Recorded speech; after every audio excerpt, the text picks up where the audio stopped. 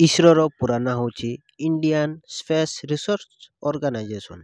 Indian space research organisation तार headquarter कोड अछि कर्नाटक रो बेंगलोर ठारे इसरोर हेडक्वार्टर अछि। प्रथमे की अचीवमेंट गुडा देखिबा इसरोर तापर इसरोर चेयरमैन विषय रे डिस्कस करिबा। इंडिया रो फर्स्ट सैटेलाइट रो ना होची आर्यभट्ट। आर्यभट्ट केबे लॉन्च हेतिला 1975 मसिया रे। आ इंडिया पाखरे कोन अछि सैटेलाइट लॉन्च करिया पई पीएसएलवी प्रोग्राम हैला। पीएसएलवी रो फुल फॉर्म होची the polar satellite launch vehicle. India रो फर्स्ट लूनार मिशन होची चंद्रयान 1। चंद्रयान 1 केबे लॉन्च हेतिला 2008 मसिया रे ने the moon mission. Lunar mission माने मून मिशन हैला। इसरो रो अन्य एक सक्सेसफुल मिशन होची मम मिशन। मम मिशन रो फुल फॉर्म होची Mars orbiter mission. Mars orbiter mission बा मिशन मंगल। इसरो रो सेकंड लूनार मिशन होची चंद्रयान 2। चंद्रयान 2 2019 मसिया रे लॉन्च करा हेतिला।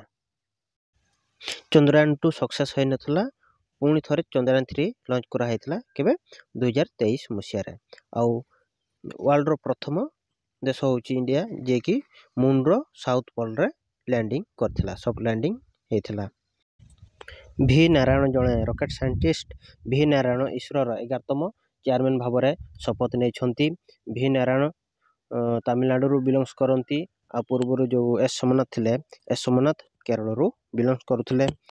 एस सोमनाथ टाइम रे चंद्रयान 3 मून रो साउथ पोल रे सक्सेसफुल लैंडिंग करथिला। इसरो अगस्त 15 1969 रे विक्रम साराभाई को द्वारा इसरो स्थापन करा जायथिला। सेति पई विक्रम साराभाई को father of the Indian space program कहा जाए। जदि आपण मानको इन्फॉर्मेशन भल लागिथबो तबे वीडियो को लाइक करंतु। निश्चय कमेंट माध्यम रा आपनको मतामत दियंतु।